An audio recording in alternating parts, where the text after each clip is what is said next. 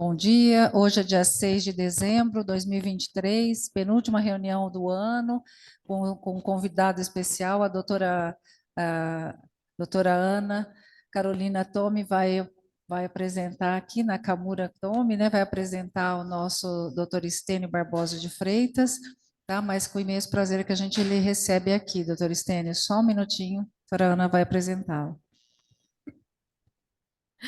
Oi, Stênio. Olá, Ana. Agradecer o convite de você ter participado aqui da nossa reunião, é sempre um prazer. E vai ser uma honra, assim, você apresentar a aula para a gente. Então, o Stênio é o Stênio Barbosa de Freitas, ele é membro do Corpo Clínico do Hospital São João de Deus, plantonista da UTI do Hospital São João de Deus também, e preceptor da residência e especialização de nefrologia, também do Hospital São João de Deus. Ele é membro do Comitê de Ética e Pesquisa do mesmo hospital, coordenador do Pensar Mineiro, promovido pela Sociedade Mineira de Nefrologia, que é um encontro bem bacana que eles têm, diretor científico da Associação Médica de Divinópolis e membro do Comitê de Jovens Nefrologistas. Na verdade, hoje o coordenador que tem nos liderado aí de forma brilhante. Ele vai falar sobre nefrolitíase. Então, muito obrigado por ter aceitado o convite, Stênio. Pessoal, bom dia. Vocês estão me ouvindo bem? Sim, sim. Beleza. Eu que agradeço o convite, viu, Ana? Muito obrigado mesmo, doutora Maria Alice. Eu fiquei muito lisonjeado com esse convite. Espero aqui poder passar um pouquinho para vocês sobre nefrolitise, que é um tema bem importante para nós nefrologistas. Espero também aprender, com certeza vou aprender um pouquinho aqui hoje com vocês. Vamos começar então. A gente decidiu, deixa eu tentar passar minha tela aqui, gente. Beleza? A gente decidiu falar desse tema pela importância realmente, né? Eu fui atrás das evidências, usando aqui a pirâmide de Hans, procurando, principalmente nos sumários, né, as informações que eu vou passar para vocês hoje, principalmente aqui no UpToDate, vou mostrar alguns artigos também que foram citados no UpToDate sobre o tema. Bom, gente, deixa eu só arrumar minha tela aqui só. Qual que é a importância, então, né, de falar sobre nefrolitise? A gente tem uma epidemiologia que nos mostra isso. É uma doença de alta prevalência, né? A gente tem aí trabalhos mostrando de 5 a 15% dessa doença na população brasileira e mundial. Isso varia um pouco, tá? Dependendo do país que a gente está analisando. Eu vou mostrar isso também, né? E tem relação com temperatura do país. Aqueles países que estão mais na linha do Equador têm uma incidência maior de nefrolitise. E a gente tem trabalhos, pessoal, mostrando que a gente tem aumentado o número de pacientes com litise renal. Isso é bem importante, é uma doença muito comum no consultório do nefrologista, e eu acho que nos próximos anos a gente vai ver isso na prática clínica. Talvez alguns fatores que estão contribuindo para isso. A própria obesidade. Hoje a gente tem boa parte da população mundial acima do peso. O aumento da temperatura global também pode estar contribuindo para esse aumento da litise renal. E a gente tem uma melhora, obviamente, da qualidade do diagnóstico da doença.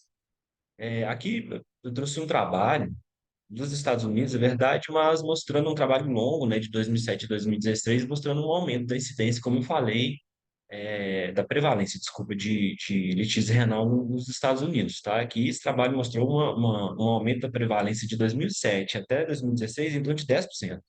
Então é algo que é importante. Aqui esse gráfico mostra três estudos diferentes mostrando a incidência de nefrolitise, tá? Em populações diferentes. Mas o que eu quero mostrar aqui é que a incidência ela é maior quando o indivíduo ele atinge aí em torno de 40, 50 anos de idade, tá? Esse aqui é o primeiro evento. Esses são três trabalhos bem importantes relacionados ao tema, né? Aqui 250 mil participantes, um total aí de mais de 8 mil casos de nefrolitismo confirmados nessa população, e a gente viu que a incidência ela é maior nessa época da vida, tanto para mulher quanto para homem, mas a prevalência ela vai aumentando com a idade, tá? Então, quanto maior a idade, maior a prevalência da nefrolitise. E aqui outro gráfico mostrando que tanto em homens quanto mulheres, né, essa incidência ela não é baixa, ela é alta. E aqui mostrando a associação com qual tipo de cálculo que está associado. Tá? Aqui no primeiro gráfico são uma tabela do sexo masculino. A gente sabe, né, que o oxalato de cálcio é o cálculo mais encontrado, tanto em homem quanto em mulheres. Diga-se de passagem, a gente tem uma incidência maior de nefrolitise em homem a partir dos 40 anos de idade, até os 40 anos é igual em homem e mulher. Então, a gente sabe que o oxalato de cálcio é o cálculo mais comum encontrado. Depois a gente tem a apatita, que é o fosfato de cálcio. E depois, em menor quantidade, o ácido úrico, a estruvita, né? A bruxita, que também é outro cálculo de fosfato, mas é menos comum. Isso é praticamente igual tanto em homem quanto em mulher. A gente tem a cistina, que é um cálculo um pouco mais raro, mas o que eu chamo a atenção aqui é justamente um aumento, essa questão do homem formar um pouco mais de cálculo do que a mulher e os principais cálculos que a gente encontra nessa população.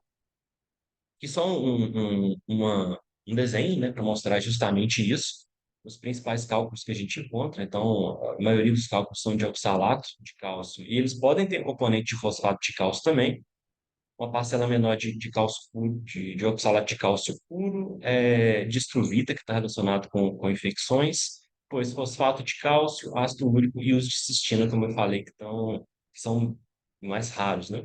Então a gente vai falar um pouco sobre isso. Bom, eu tentei, pessoal, a gente tentar fazer algo um pouco mais prático, por ser um tema muito longo, né? Então eu vou falar um caso clínico aqui e a gente vai discutir em cima desse caso clínico, muito voltado para a prática. Quais são as decisões clínicas que a gente tem que tomar frente a um paciente com nefrolitise? Eu não vou abordar aqui tratamento cirúrgico, o atendimento do paciente na emergência, a gente vai voltar mais para a fisiopatologia da doença, entender quais são os mecanismos que estão relacionados com a formação de cálculo, como que a gente vai tratar possíveis alterações metabólicas que a gente encontrar no nosso paciente. Então, eu queria começar aqui com um caso clínico real, tá? Que foi no meu consultório, paciente de 33 anos, sexo feminino, ela tem nefrolitise de repetição, ela já foi submetida a várias abordagens cirúrgicas prévias, durante a gestação ela teve nefrolitise obstrutiva, que nunca é bom, né? Ela fez uma última cirurgia 3 meses atrás, com um quadro de dor, hidronefrose leve, e ela nunca tinha feito estudo metabólico. Ela chegou para mim, né? Ela não tomava nenhuma medicação, também não era obesa, essa informação é importante, e não estava usando medicação nenhuma. Ela chegou para mim com esse vídeo que o colega urologista mandou, da uretra flexível dela, que a gente vê um cálculo aqui embaixo, e ela, na verdade, estava cheia de cálculo. Quando ele vai passando o ureteroscópio, já tem alguns cálculos saindo aqui. Aqui nas pirâmides renais a gente consegue ver que está um pouco esbranquiçado, ah, sugerindo uma nefrocalcinose também.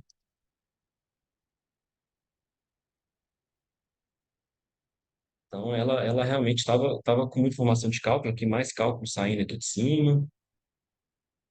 Então, ela chegou com esse caminhamento do urologista, que já tinha feito várias cirurgias nessa paciente, mas ela não estava sabendo por quê, por que estava acontecendo que ela estava formando tanto cálculo assim. Bom, então vamos lá. Vamos tentar entender qual que é a fisiopatologia, os fatores litogênicos aí da formação de cálculo, né? A gente sabe que um dos mecanismos principais, pessoal, para a formação de cálculo, ele está relacionado ao desequilíbrio entre fatores inibidores da formação de cálculo e fatores promotores.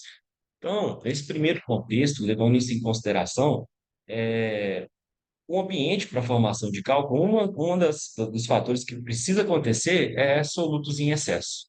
E quando a gente, na urina, né? Então, quando a gente fala desses solutos em excesso na urina, a gente está falando de quê? Cálcio, oxalato, fosfato, o ácido úrico e a cistina, tá? E a gente tem uma diminuição dos fatores que inibem a formação de cálculo, que seria o citrato, o magnésio, macromoléculas, o pirofosfato, a própria proteína de Thom-Rosval. Então, isso é primordial na formação de cálculo, na nefrolitise, na gênese da litise urinária. Isso aqui a gente vai discutir porque a gente vai ter que avaliar esses componentes, né, esses solutos da urina do paciente. A gente tem aqui a placa de Randall, que talvez seja parte fundamental da formação de cálculo renal. Ela propicia uma ancoragem para essa nucleação de cálculo na lâmina do proximal. Então, ela fornece isso, essa maneira de ancorar e posteriormente de haver cristalização na área, né? Com deposição de fosfato de cálcio. E outro fator que eu gostaria de chamar muita atenção é a importância do pH urinário aqui nesse contexto. Que a gente sabe, pH urinário baixo, ele tá, a gente tem uma relação direta aí com a formação de cálculo de ácido úrico, e o pH urinário mais alcalino, a gente tem uma chance maior de formação de cálculo de fosfato de cálcio.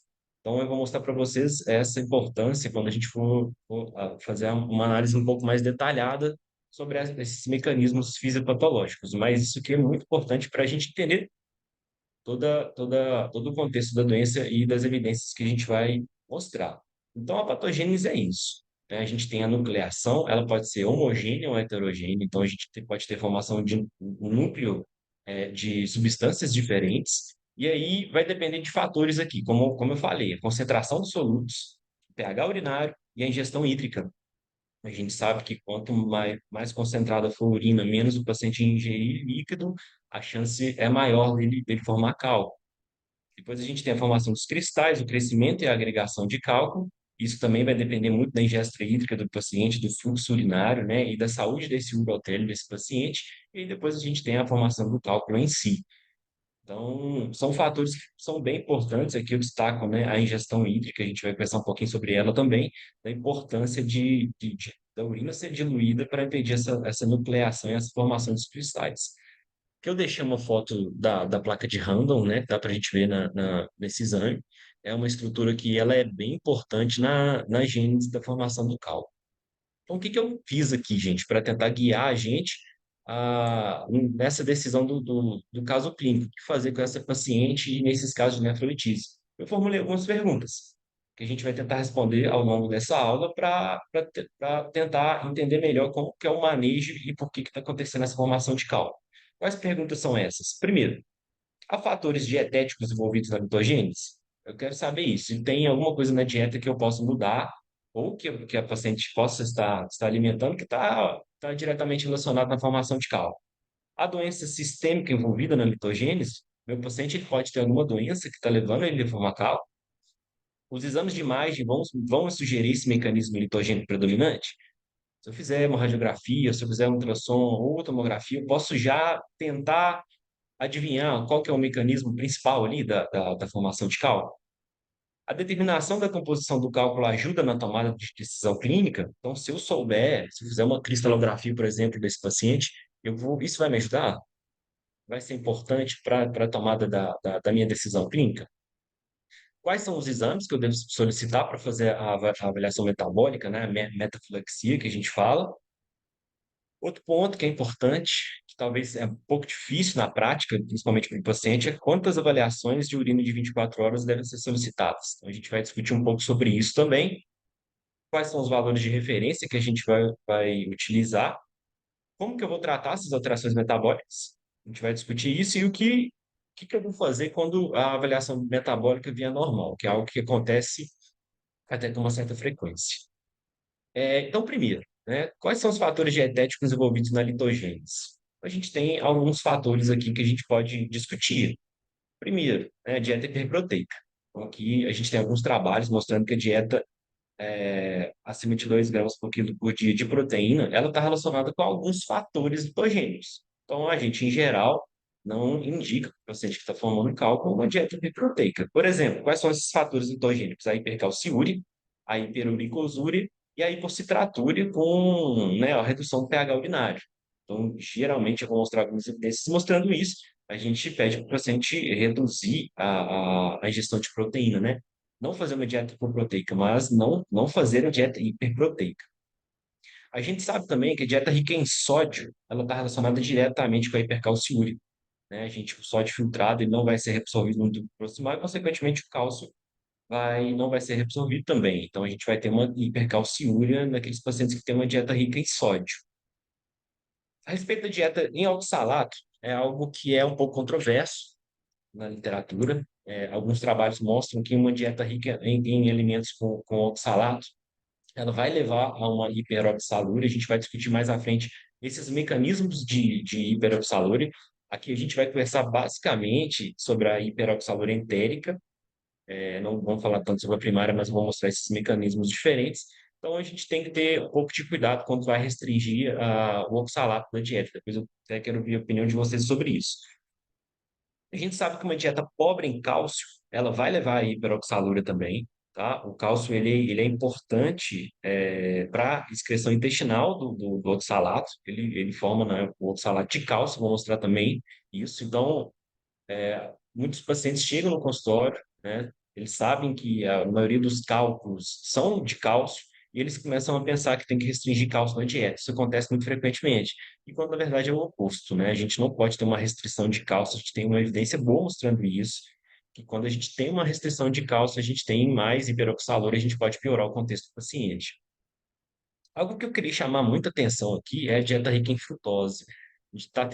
Estão surgindo vários trabalhos mostrando que uma dieta rica em frutose, que não é metabolizada pelo fígado, né, ela pode reduzir o pH urinário e está associado diretamente com a litise úrica. Isso aqui, pessoal, está relacionado com obesidade também, com síndrome metabólica. Então, é algo bem importante que a gente tem que ficar atento, né, a essa dieta com alto teor de açúcar, principalmente de açúcar de frutose. E aqui, eu não estou chamando atenção tanto para a fruta, tá? Porque a gente sabe que fruta tem citrato também, fruta cítrica, né? A laranja, né? Mas é a frutose que vem em produtos industrializados, o xarope de frutose, né? Esse sim é bastante deletério para a formação de cálculo. Então, a gente tem que tomar bastante cuidado com isso e orientar bem o paciente. A dieta rica em sacarose também está relacionada à hipercalciúria e hiperoxalúria. E aqui eu coloquei duas suplementações que podem estar relacionadas. O suplemento de vitamina C, tá? Pode estar relacionada com a hiperoxalúria e a suplementação de vitamina D também com relação com hipercalciúria. Então, a gente tem que tomar cuidado com isso. Hoje em dia a gente está vendo muita suplementação e até doses altíssimas de vitamina D para os pacientes, e isso realmente a gente tem que ficar atento pelo risco que tem comprovado aí de litogênese, né, de formação de cálculo. Então, aqui um trabalho mostrando que o aumento de proteína, e aqui é o que eu citei, 2 gramas por quilo de proteína por dia, está associado com formação de cálculo. Por quê? Aumento do cálcio urinário, aumento do ácido úrico urinário e uma diminuição do citrato urinário. Então, a gente já tem uma evidência boa em relação a isso, né, da dieta hiperproteica. Que outro trabalho interessante é um trabalho observacional, tá, com quase 200 mil participantes, um tempo aí de segmento de 8 anos, foi mostrado que o consumo de refrigerante, né, e bebidas adocicadas, o suco de caixinha, como eu falei, a frutose, o xarope de frutose, né, ele está relacionado diretamente com a formação de cálculo e um aumento expressivo na população que usa. Aí a gente tem até 33% do aumento de risco de formação de cálculo para quem consome esses alimentos. Aqui mostrando que a gente tem uma proteção com alguns outros alimentos, é o que eu citei aqui, o suco de laranja, né? A gente sabe que a limonada, ela tem algumas evidências que ela melhora um pouco para ter proteção, tá, do que a laranja, e o melão também, tá? Mas aqui o que chama atenção mesmo é para essas bebidas à base principalmente cola, né? São os refrigerantes. Aqui eu trabalho mostrando sobre a questão da suplementação de vitamina D, que ela foi associada diretamente com o risco de formação de cálculo renal. O trabalho não foi voltado para ver isso, mas para um desfecho secundário foi visto isso. E como eu falei no começo da aula, a gente tem uma relação direta com a temperatura, tá? Isso pode ter a ver com períodos de desidratação dos indivíduos, então, tanto para países com temperatura maior, quanto indivíduos que trabalham na indústria a altas temperaturas. Eles têm um risco maior de desenvolvimento de cálculo renal. Então, isso é bem importante, até na história clínica do paciente, e como fator dietético também, né? A gente tem que orientar a questão da água, que a gente vai falar mais na frente. Que um trabalho, uma subanálise daqueles 3 primeiros trabalhos grandes que eu mostrei, eles pegaram só o consumo de frutose e o risco de cálculo renal, eles viram que realmente está bem relacionado, e principalmente a frutose industrializada. Tá? Então, mais uma vez chamando a atenção para isso, pela a importância do tema, na minha opinião, da obesidade né, e de toda a síndrome metabólica na relação com a formação de cálculo renal. E aqui, mostrando esse trabalho do Newman, ele já é mais antigo, mas ele foi um trabalho bom, um ensaio clínico randomizado, mostrando a questão de não diminuir o cálcio da dieta. Eles pegaram dois grupos, os dois grupos tiveram uma restrição de proteína animal e de sal, um grupo teve restrição de cálcio e o outro grupo não. Né? O grupo que teve restrição de cálcio formou mais cálculo ao longo do tempo. Então, a gente sabe bem isso de não deixar o paciente ter uma restrição de cálcio, que isso é deletério para a formação de cálculo. Bom, passando para a segunda pergunta, gente. A gente tem doenças sistêmicas envolvidas na litogênese? Sim, a gente sabe disso, né? E como eu falei, que a síndrome metabólica eu coloquei em primeiro lugar. A gente está tendo, mais uma vez, um boom de obesidade e síndrome metabólica. Então, qual que é o fator litogênico principal aqui da síndrome metabólica? É o pH urinário ácido. A gente tem que tentar atacar isso quando a gente tem um paciente com síndrome metabólica. E geralmente o tipo de cálculo que está relacionado aqui é o ácido úrico. Então, a gente tem que tentar corrigir esse pH urinário para tentar tratar esse cálculo. A gente sabe que os estados de diarreia crônica e má absorção, por exemplo, aqui nas doenças inflamatórias intestinais, eles estão diretamente relacionados à formação de cálculo. Aqui também a gente pode colocar cirurgia bariátrica, principalmente por dois mecanismos: a hiperoxalúria. Eu vou mostrar aqui um esquema sobre por que isso acontece, e o baixo volume urinário. Os pacientes que têm diarreia crônica, eles vão ter períodos de desidratação e podem, né, abaixar o volume urinário, aumentar a concentração urinária, e isso ajudar na formação de cálculo. Esses pacientes também têm hipocitratura e pH urinário ácido. Então, são vários fatores litogênicos aqui nesses estados de diarreia crônica e de má absorção. Então, o paciente pode formar tanto cálculo de ácido úrico quanto cálculo de oxalato de cálcio. A gente vai ter que avaliar com mais cuidado para saber qual que é o cálculo principal que está sendo formado nesses pacientes. A cirurgia bariátrica, da mesma maneira, tá? Então, leva também pode levar, né, a hiperoxalúria e o baixo volume urinário, com cálculos de oxalato de cálcio relacionados, e a gente tem aqueles casos de acidose tubular renal, tá? Em que a gente tem um pH urinário elevado, a gente pode ter hipocitratura e hipercalciúria, e aqui nesse caso a gente tem que tomar cuidado porque o cálculo predominante aqui é o fosfato de cálcio. Então, vamos falar um pouco mais na frente. Eu falei no começo da aula, o cálculo de fosfato de cálcio, ele acontece mais em pH urinário elevado, então a gente tem que ter isso em mente quando a gente tem pacientes com acidose tubular renal. Aqui mais um trabalho mostrando dieta e estilo de vida, né, e formação desculpa, e a excreção de citrato. O que esse trabalho mostrou que foi interessante? Que a ingestão de proteína animal, principalmente, e a massa corporal mais alta, hipertensão, luta, ou seja, fatores relacionados à síndrome metabólica estão relacionados diretamente com a diminuição do citrato urinário, tá? Então, mais uma vez, corroborando o diabetes também, tá? Então, para essa nossa questão do citrato urinário com a síndrome metabólica. Aqui eu recomendo esse artigo, ele é bem interessante, é um artigo de revisão sobre o tratamento da hiperoxaluria entérica, que é o que a gente vê mais na prática, né? E a gente sabe que a formação do oxalato pode se dar no fígado, né? Que a gente pode ter a hiperoxaluria primária, né? O que a gente vai conversar mais, mas também é absorvido no intestino, né? Para depois ser secretado no rim, tanto filtrado como secretado no túbulo renal. Então, o que acontece nesses estados de hiperabsorção intestinal? Normalmente, o oxalato ele se liga ao cálcio no núcleo do intestino, né, para formar o carbonato, o oxalato de cálcio, e esse oxalato de cálcio ele é eliminado nas fezes, né? A gente vai ter uma oxalúria normal aqui, na maioria das vezes, né, com uma absorção de cálcio e absorção de oxalato de maneira normal. Quando a gente tem uma hiperabsorção intestinal de oxalato, né, por exemplo, cirurgias de bypass, a doença inflamatória intestinal, ou insuficiência pancreática, quando a gente está usando medicações inibidoras de lipase, o que que acontece? A gente vai ter mais lipídio na luz intestinal. E esse lipídio ele vai se unir com o cálcio fazendo uma saponificação.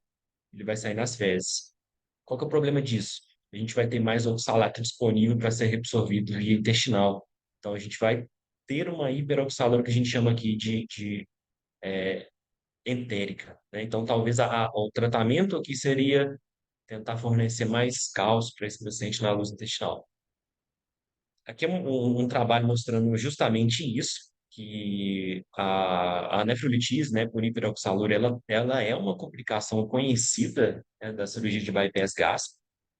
Então, a gente tem que ter isso em mente quando um paciente que já fez cirurgia bariátrica vai nos procurar no consultório, né? Esse mecanismo tem que estar bem entendido na nossa cabeça.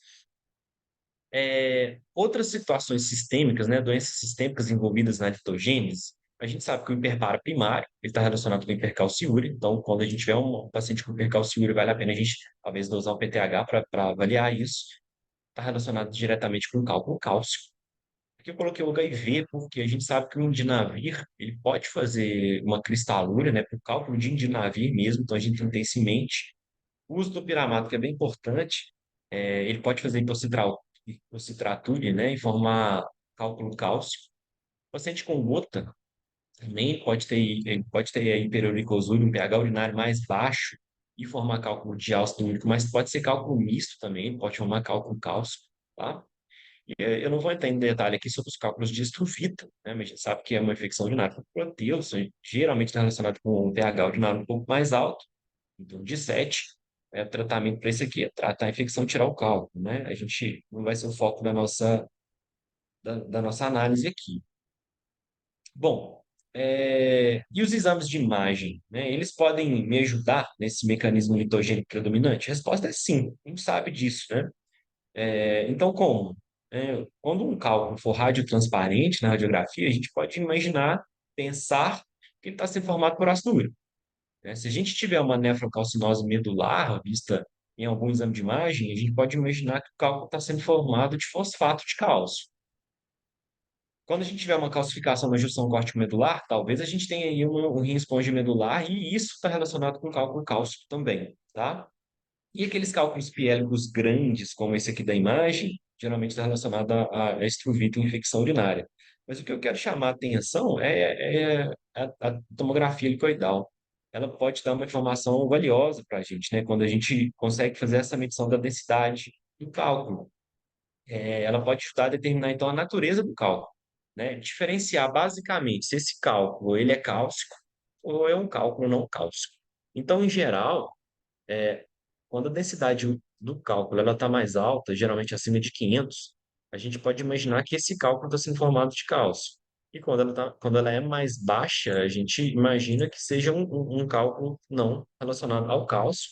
E a gente viu isso nesse trabalho.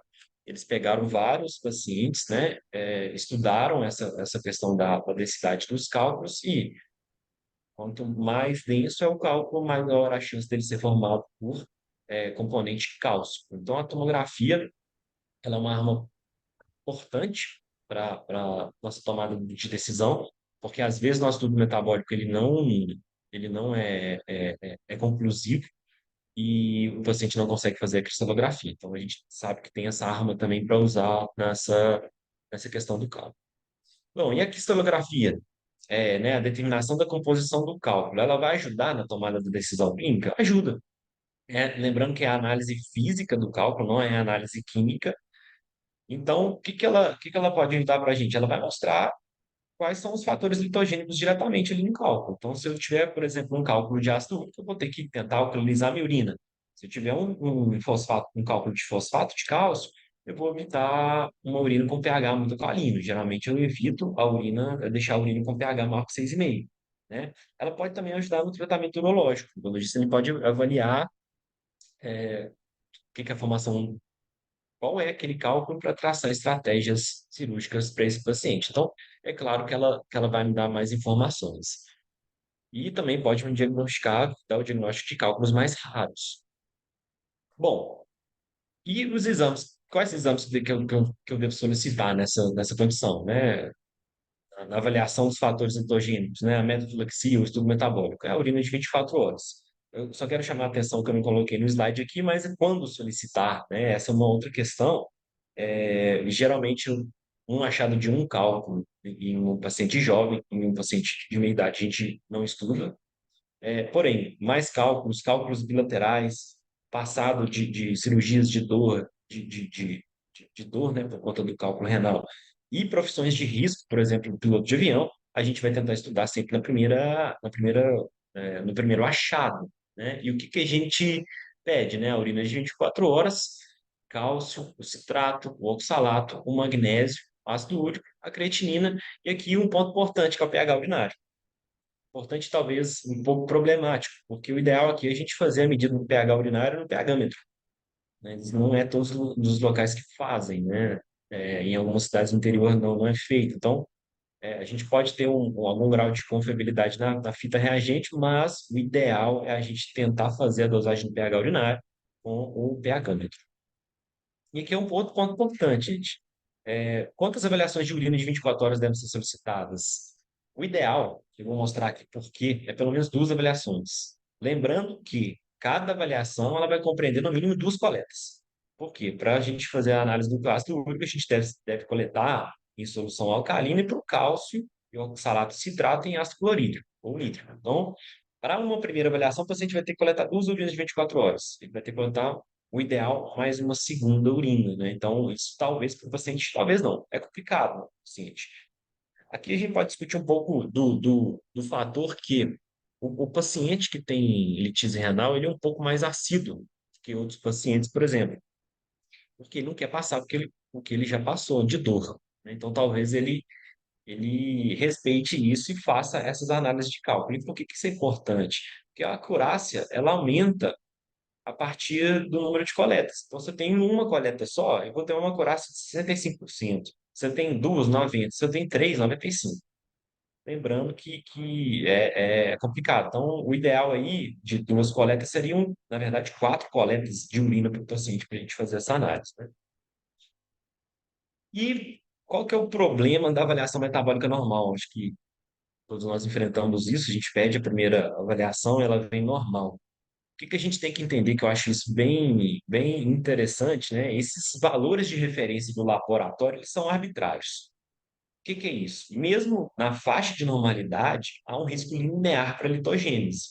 Então, não é porque o meu cálcio urinário está normal que eu não estou tendo risco ali. Se ele estiver em ascensão, se ele estiver aumentando, o risco vai também aumentando. Então, esse é um ponto importantíssimo da gente entender.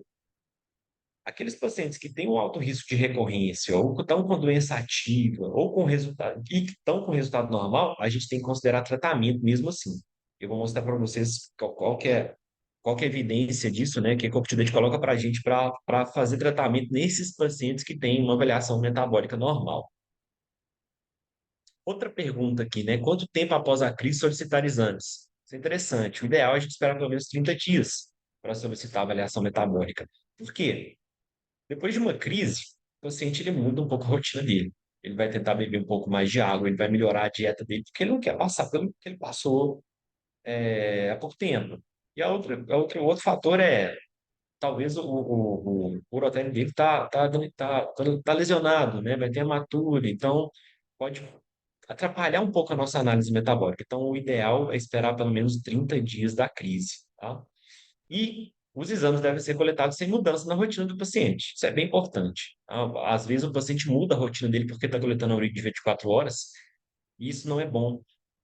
A gente tem que sempre pedir para uma avaliação ser feita durante a semana, geralmente o paciente faz no final de semana para ser mais fácil, mas a gente tem que pedir ele para tentar fazer durante a semana, para a gente conseguir uma acurácia ainda melhor. Bom, falando um pouco do tratamento, o que que a gente tem para tratar as alterações metabólicas encontradas, né? Aqui o UpToDate coloca em todos os pacientes. Qual que é o manejo que deve ser feito? Uma ingestão de água, como eu falei lá no começo, a gente tem que ter pelo menos aí 2 litros de urina por dia, formação de 2 litros de urina por dia. Limitar a ingestão de sódio, que a gente falou também no começo. Aumentar o consumo de fruta e vegetal, porque a gente sabe que o potássio ele tem um efeito positivo para impedir a formação de cálcio. Aqui a gente tem que tomar realmente cuidado, né, por conta do oxalato, então por isso que eu falei que é algo controverso na literatura. estimular o paciente a perda de peso. Eu falei que isso realmente, a obesidade está relacionada diretamente à formação de cálculo renal. Então, isso aí a gente já pede de cara para todos os pacientes começarem a fazer, até a gente fazer um estudo mais detalhado dele, né? Fazer o estudo das alterações metabólicas que esse paciente pode ter. E aí, a gente achou o fator litogênico, né? A gente vai ter que tratar esse fator litogênico. Vamos lá. Então, se a gente tem hipercalciúria, qual que é a nossa melhor evidência aqui? É o tiazídio. E aí, é uma evidência melhor do uso da clortalidona, tá? Pelo tempo de ação dela que é melhor do que a hidroclorotiazida. A gente pode associar a milorida, né, à clortalidona, a gente não tem comercial, né, dos dois juntos, mas a gente pode eventualmente mandar manipular. A amilorida nessa questão aqui vai também diminuir a excreção de cálcio e vai evitar a hipocalemia, que é deletéria nessa situação. Quando a gente tem hipocalemia, a gente tem uma tendência a absorver mais citrato, então a gente pode complicar um pouco a situação e uma terapêutica boa seria adicionar a amilorida à clortalidona. Vou mostrar alguns estudos sobre essa questão do tiazídico. Hipocitratura, né? A gente prefere que o citrato de potássio, a gente pode usar na dose de 30 mg por dia até 80 mg por dia. Tomar cuidado aqui, como eu falei antes, se o cálculo for de fosfato, né, ou a gente tiver um diagnóstico de acidose pular distal, a gente deve suspender ou controlar esse citrato para que o pH urinário não passe de 6,5, tá? Porque senão a gente vai aumentar também a chance da formação de cálculo pelo pH alcalino, né, no caso do fosfato. E aqui no Brasil, a gente tem também o citrato alcalino e o bicarbonato de sódio. A gente pode usar no lugar do citrato para alcalinizar a urina, né? E o citrato alcalino e o bicarbonato de sódio, a gente tem sódio, né? E talvez seja um problema. A gente tem que usar com cuidado aqui. E a gente não tem, na verdade, o bicarbonato de potássio no Brasil, que seria uma outra maneira da gente fazer esse tratamento. No caso da hiperoxaluria entérica, né? A gente tem o citrato de cálcio. A gente pode usar aí 500 miligramas junto com a refeição. Geralmente, a gente atinge uma dose de 2 gramas. A gente pode atingir uma dose de 2 gramas para tentar tratar a hiperoxaluria entérica. Aqui os cálculos de ácido úrico. Qual que é o objetivo aqui? Alcalinizar a urina. O ácido úrico, ele acontece mais com o pH ácido, então tem que alcalinizar a minha urina com citrato de potássio. Ponto importante aqui, se a gente tiver hiperuricosúria associada ou não estiver melhorando, mesmo com né, uricosúria normal, a gente pode avaliar usar o holopurinol, tá? Não está errado usar o holopurinol, a gente tem evidência de alguns estudos mostrando que, principalmente quando a gente tem a hiperuricosúria associada ao cálculo de ácido úrico, a gente pode tentar usar o holopurinol. Porque aqui do lado, que a gente tem alguns trabalhos novos mostrando algum benefício dos inibidores de SLT2, tá? Talvez a gente tenha que esperar um pouco mais, mas eu acredito que talvez vai ter algum benefício do uso da droga. Aqui, um trabalho de revisão bem interessante, são 28 ensaios clínicos randomizados, mostrando o tratamento com tiazídico, com citrato e com allopurinol, principalmente nos casos relacionados à hiperuricemia, à hiperuricosúria, desculpe. Aqui nesses trabalhos, a gente viu um benefício aqui dos tiazídicos. São trabalhos que boa parte deles foi usada a clortalidona, tá? Em doses ajustadas, e todos eles, pessoal, todos esses trabalhos, tanto do tiazídico, do citrato e do allopurinol, os pacientes tinham que estar fazendo uma mudança de vida, controlando o sódio, controlando a ingestão de proteína. Então, não foi só a droga isolada, tá? Aqui a gente mostrou, então, um benefício nesses vários trabalhos, nesses ensaios nos randomizados, mostrando o benefício do uso dos tiazídicos. Mesma coisa para o citrato e para o allopurinol também, tá? E o que eu falei aqui é principalmente dos pacientes que têm hiperuricosúria. Coloquei esse trabalho antes para mostrar esse outro que a gente teve esse ano no New England, né, que saiu em março de 2023, que foi a hidroclorotiazida e prevenção de recorrência de nefrolitise. Esse trabalho não mostrou um desfecho, não mostrou uma diferença do uso da hidroclorotiazida, né? A gente tem alguns pontos que a gente tem que levar em consideração aqui. O próprio uso da hidroclorotiazida, em doses que não foram ajustadas, então tinha pacientes usando doses diferentes de hidroclorotiazida, uma vez por dia, né? Então a dose não estava otimizada e esses pacientes não tiveram uma redução da ingestão de sódio. Então, talvez, tendo em vista tudo que a gente tem de evidência dos diazídicos até hoje, para o manejo da nefrolitise, a gente não deveria suspender o uso por conta desse trabalho especificamente, na minha opinião. Aqui eu vou passar um pouco mais rápido, porque são trabalhos mostrando o uso de probiótico na hiperoxalura. A gente tem algumas evidências mostrando que usar probiótico pode diminuir a hiperoxalura entérica, tá? Mas são conflitantes. Esse trabalho primeiro mostrou que a gente tem benefício, porém esse outro já não mostrou esse benefício. Então, acho que talvez a gente tenha que estudar um pouco mais isso. Bom, se eu tiver uma hiperuricosura e um cálculo cálcio, o que pode estar acontecendo aqui? A gente pode ter aquele fenômeno da epitaxia, que é quando a gente tem um núcleo, a formação, né, no núcleo do cálculo de ácido úrico e ao redor, no núcleo secundário, fora do cálculo, a gente tem um cálculo, por exemplo, de fosfato ou de oxalato. Nesse caso, que a gente tem hiperuricosúria com cálculo de cálcio, o ideal é a gente tentar usar o allopurinol, tá? A dose de 100 a 300 miligramas por dia. Em casos de hipomagnesiúria, usar o citrato de magnésio, porque ele é um fator protetor, como eu mostrei na frente, e cistitina a gente pode alcalinizar a urina com citrato e tentar usar a penicilamina para os casos mais complicados. Aqui mostrando justamente a questão do allopurinol, ele está relacionado, né, com uma melhora da hiperuricosúria e prevenção de cálculos renais, tá? Principalmente para os cálculos de oxalato de cálcio.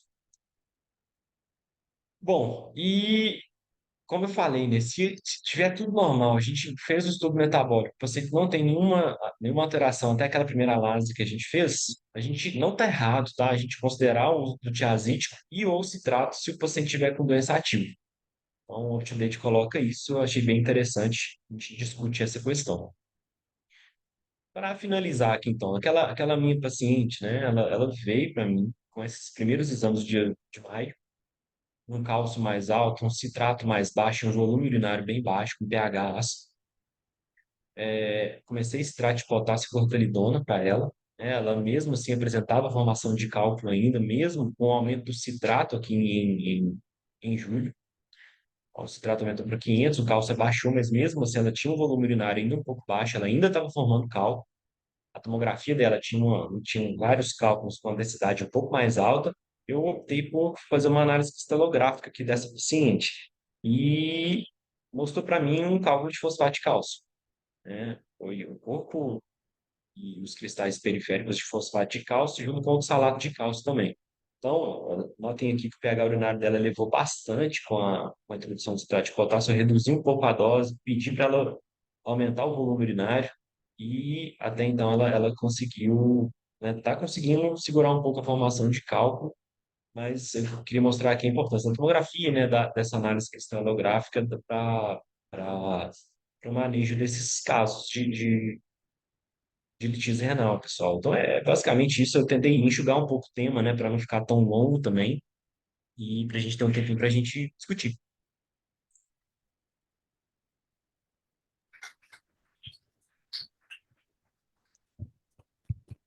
Muito obrigada, Estênio. Acho que foi muito didática a aula, acho que os residentes conseguiram entender bem a investigação, o tratamento, acho que foi bem importante, assim, nesse sentido. Deixa eu abrir para perguntas.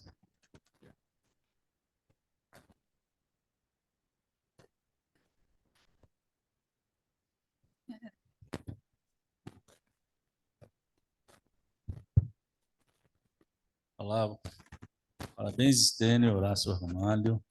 Eu queria trazer para você, assim, eu acho que é importante ter essa aula na nefrologia, porque o nefrologista na clínica vai se deparar muito com litíase.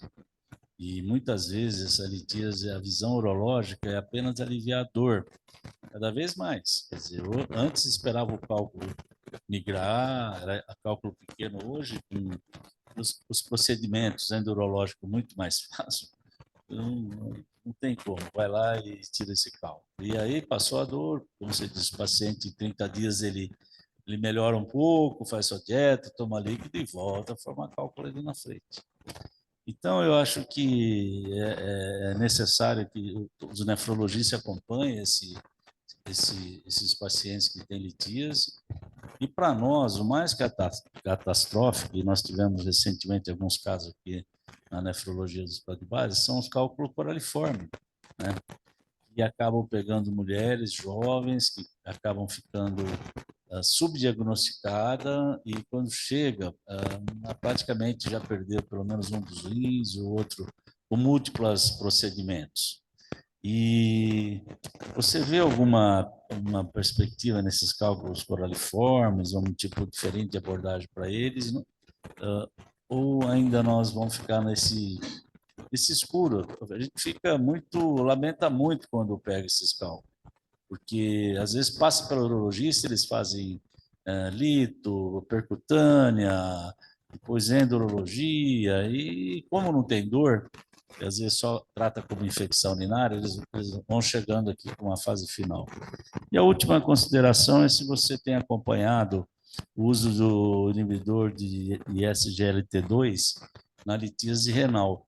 Eu não li mais, mas eu lembro que em 2022 saiu um artigo, eu acho que era a EMPA-REG, que era a empaglifosina, eu lembro disso, e dava uma redução em torno de 40% nos pacientes que usavam, comparado com quem não usava. Tem uma outra coisa que essa droga tá mudando aí. Então, parabéns pela sua aula, viu, Stan? Eu agradeço. Eu que agradeço, viu, gente, a oportunidade de estar aqui com vocês hoje. Sobre essas perguntas, senhor, os cálculos coraliformes, realmente, a gente tem também um cenário muito ruim, sabe? O que eu vi de evidência aqui é que não tem muito o que se fazer da parte clínica, porque é um cálculo que tem que ser abordado cirurgicamente e tem que ser retirado, né? O que eu vejo aqui na prática, não sei se isso acontece com vocês, é uma dificuldade muito grande do segmento dessas pacientes. A gente tem alguns pacientes aqui que fazem hemodiálise por conta disso. E elas não conseguem um segmento com o urologista no SUS. Isso a gente fica realmente à mercê desse tratamento. Então, eu concordo, eu compartilho também dessa dor nesse contexto. Eu não vejo, pelo menos o que eu vi de evidências, nada de novo assim, para o tratamento, a não ser o acompanhamento urológico e a retirada desses cálculos. Sobre os inibidores de SLT2, realmente, eu vi alguns estudos. O que eu vi aqui nos sumários que eu pesquisei era que ainda a gente não tem nada robusto. Tem esses trabalhos que foram mencionados, mas eu acho que talvez seja algo que vai ser mais, igual o senhor falou, mais um benefício de vários outros, né? Mais um benefício da medicação. Então, eu acho que a gente vai ter que esperar um pouco ainda para usar na prática, mas talvez seja realmente uma droga com benefício.